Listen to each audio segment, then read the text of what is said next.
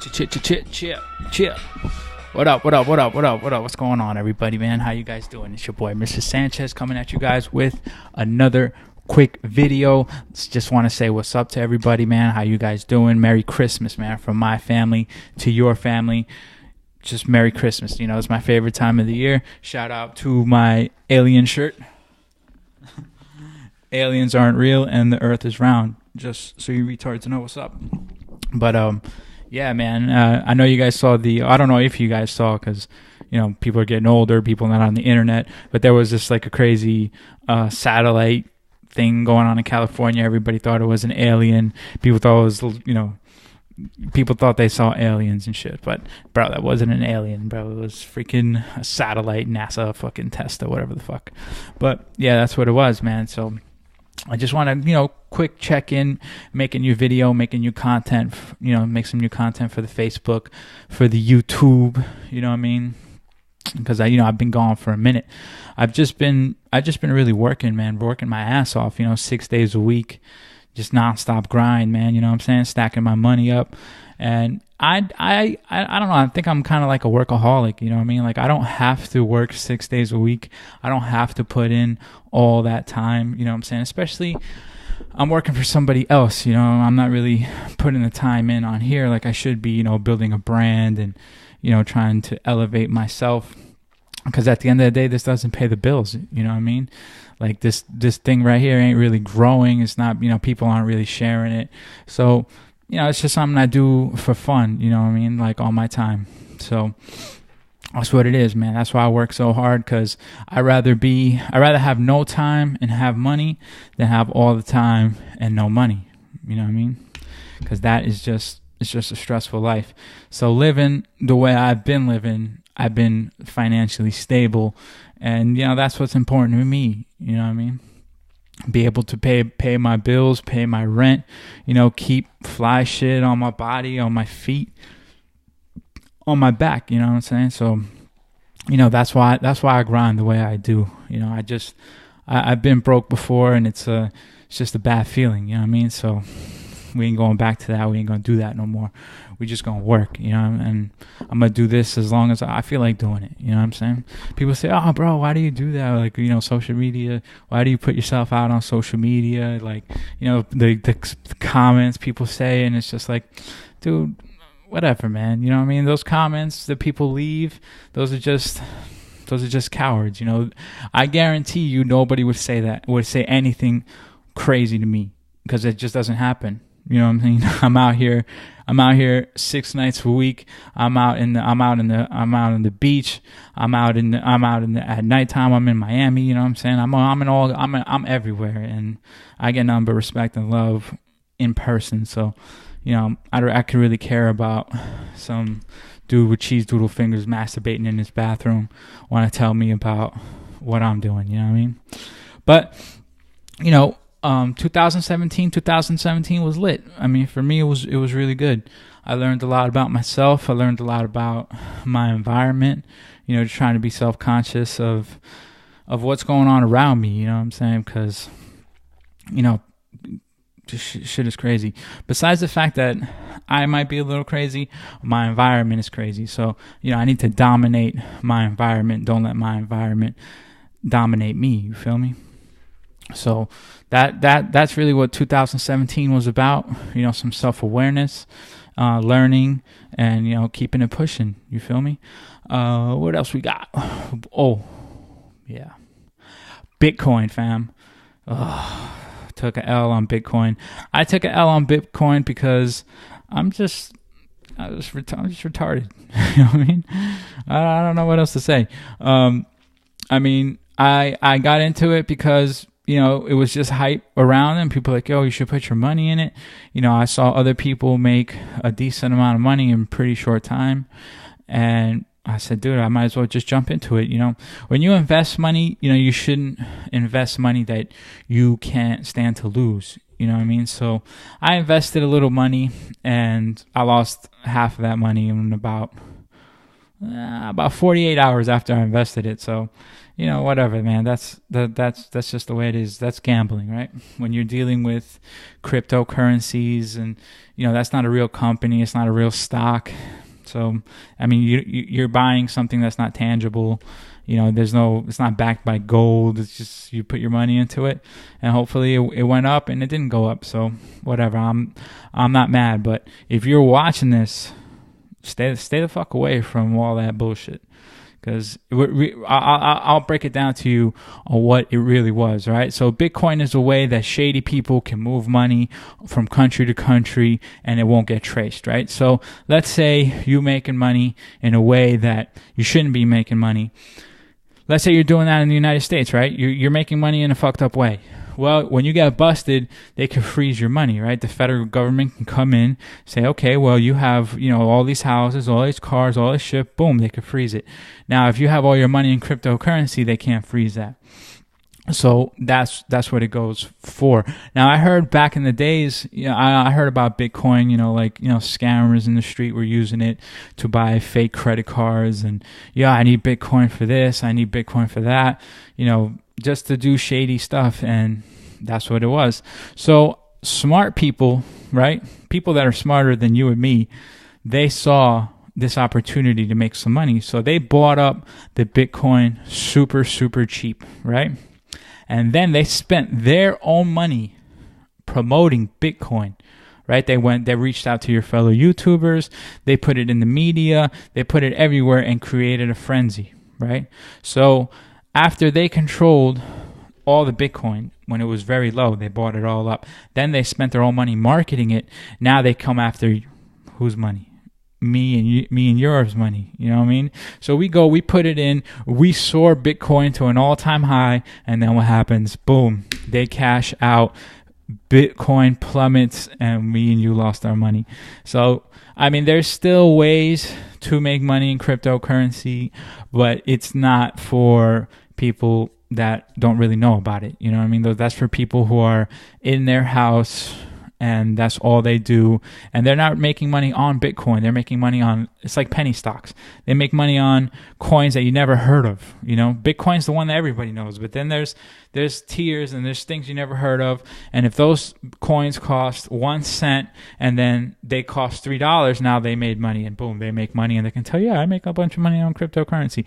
But me and you regular working people, we're not in our freaking computers stuck to it trying to figure out what's going to be the next penny Bitcoin to fucking blow up. It's just not going to happen. So, take it from me, bro. Don't put your money in Bitcoin or any cryptocurrency for that fact.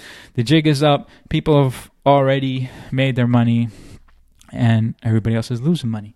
All right, so now let's move on. Eminem's album came out, and in my humble opinion, it's complete trash. Shit is whack.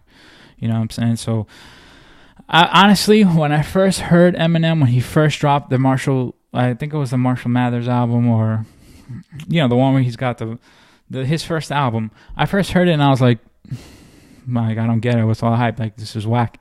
He's talking about stupid shit, retarded, killing people, this and that, blah, blah, blah. I was like, whatever. I wasn't really a fan of that, growing up on underground New York hip hop, and in the 90s era, I kind of like that boom bap, that smart rap, that fly shit, and just Eminem wasn't that. And then right around the time where he had signed 50 and that whole G-Unit wave, then I guess he started making better music, and I became more of a fan of his. And then he kind of went recluse for a little while. Nobody heard of him. Supposedly he was on a drug. He had a drug problem, and his music just was kind of whack for me after that. That's just my opinion. I understand everybody. You might have a personal relationship with Eminem's music. Maybe it puts you, you were going through something and you heard it and it means something to you. But really, after the whole 50 G-Unit wave, I think he fell off, and I think he still hasn't found, his style and his shit. That thing he did on the Soul Train, not the Soul Train, the BET Awards, it was cool. The Cypher, he was just going at Trump and stuff, it made a big wave. And, that was cool. But the album has, like, more of that, and it's just like, now you have, like, a woke Eminem. And I don't want to hear a woke Eminem. You know what I mean? Maybe one song, but dude, come on, like 4 songs on the album talking the same crap. And I don't like how he uses like those old rock songs and then he raps over them. You guys might like it. I personally don't like it. You know, it's a hip hop album. I want to hear hip hop. You know, I want to hear that. I want to hear those Dr. Dre beats. I want to hear that. I want to hear that funk. You know what I'm saying? And it's just not there for me, at least. So if you like the kind of music I like, you know, maybe you know me, if you've been in my car, you listen to my playlist, I've listened to your, you know, we've rode out, we've rocked out, you're not going to like that album. You know, luckily I didn't buy the album, I streamed it. So, you know, that's not going to take anything away from, you know, Eminem. You know, he's a legend. I mean, people love him, but I'm going to pass on that album. I thought it was whack, you know. What else is going on? You got Diddy. Diddy's gonna say he wants to buy the Carolina Panthers, and I say that's a dope move. You know, I would love to see Diddy own an NFL team, especially in the state of the NFL. I think having a black owner would be dope, and him as the owner would be just even doper. You know, like if it was just some random black businessman who went and bought it, you know, that's dope. You know, bringing some diversity in the owners, but having Diddy do it, I'm telling you that shit would be some fly shit. I've gone to a lot of concerts as of late. You know, I went to the Bad Boy Reunion concert. I went to the Jay-Z concert, the 444 tour.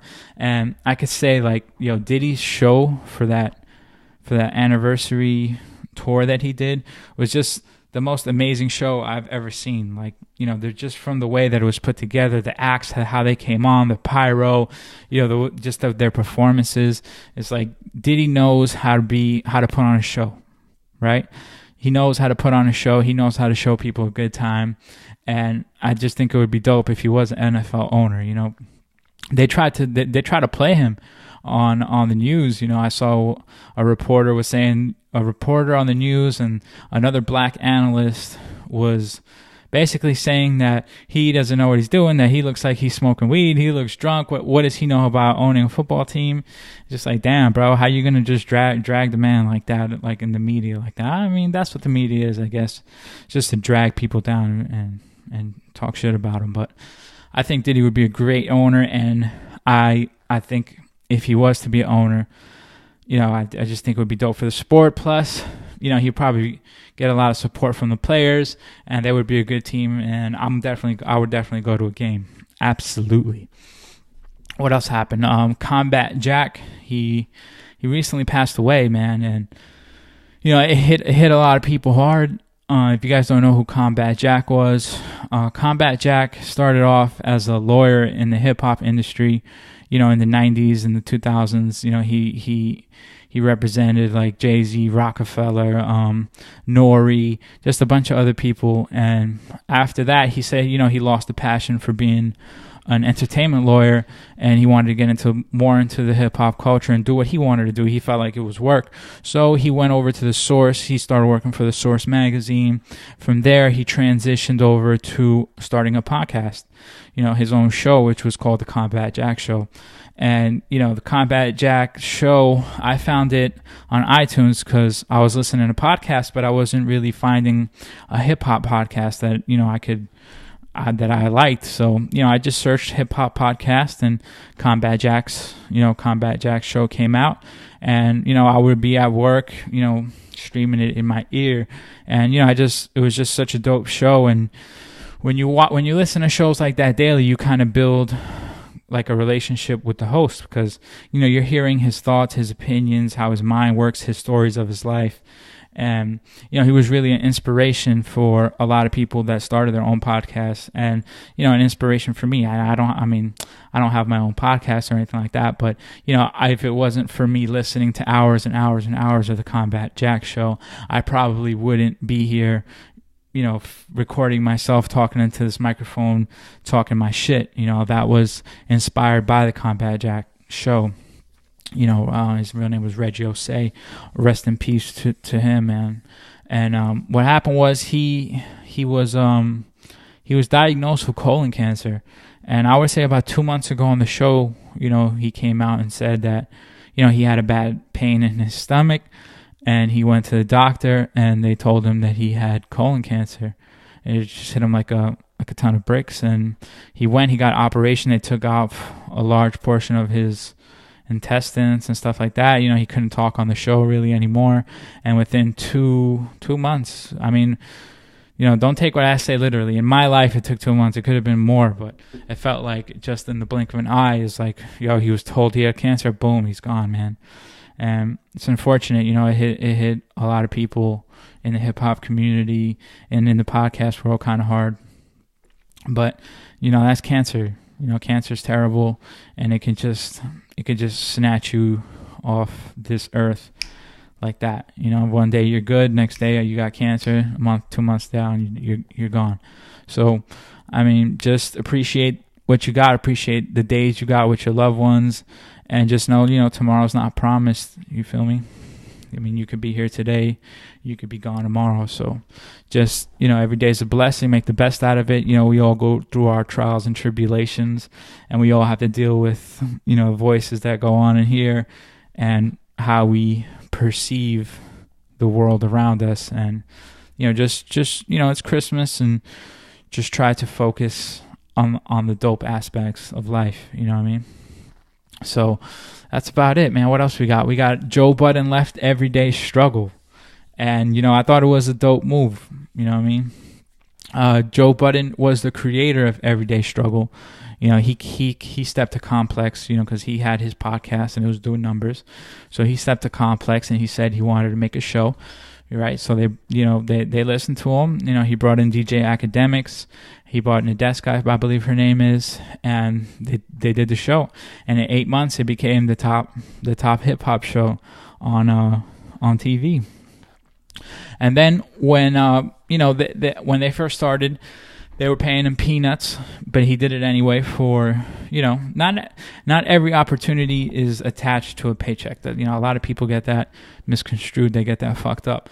Just because, so, you might get an opportunity, but there's not a paycheck attached to it, then you don't want to do it. But really, you could be blocking your own blessings, because it could build to something better in the future, right? So, basically, he signed the contract. He did the thing for 1 year, and they did 8 months of the show. It became the number one show, and then it was time to renegotiate his contract. So he wanted a bigger slice of the pie, and Complex just didn't want to give it to him. The Complex made a side deal with Spotify where they were, they wanted Joe and the other cast members to make a playlist for Spotify of their top favorite songs, and Complex agreed to it, and then they told Joe, okay, make the playlist, and he was like, well, I'm not getting any money for it, so I'm not going to promote Spotify. Then there was another deal that Complex made with Nike where they wanted them to wear Vapor Maxes, and Joe was like, well, I'm not getting a check for that, so I'm not doing that either. And then, when it was time to renegotiate the contract, he wanted more. They didn't want to give it to him, so he walked. And from what I understand, he might have made a deal with Diddy in Revolt for a new show. I know he has one show with Charlemagne that's going to be, I think it's going to be a New Year's show. I don't know if that's just going to be a one-time deal, or it's going to be keep on going, like a show with him and Charlemagne the God. Hopefully that'll be good. If not, I hope him and Academics can get together, because they have a good chemistry for this show, and they make a dope show together. So hopefully he could bring Academics, and they can, either make a new show or, just keep on prospering. You know what I'm saying? I mean, I commend him for what he did, standing up to a corporation when you're the one producing the content and they don't want to, they don't want to pay you, then, you walk. You know what I'm saying? I feel him 100%, give the man his money. He made everybody subscribe to the YouTube channel. He got everybody talking about it, him and Academics and Nadeska. They did their thing on there, so, pay those people, man. If not, build your own platform and make your own money. You know what I'm saying? So, shout out. So, shout out to him, man. I can appreciate him standing by his guns and telling them, fuck you, pay me. If not, fuck off. So, that's it, man. Everything else is pretty dope, man. I appreciate you guys for watching me. You guys can find me on Instagram. It's Mr. Sanchez TV. And, if you're watching this, you're already on my Facebook, so I can't really promote my Facebook or whatnot. But happy holidays. I hope you guys have a good New Year's. I'm out. Peace.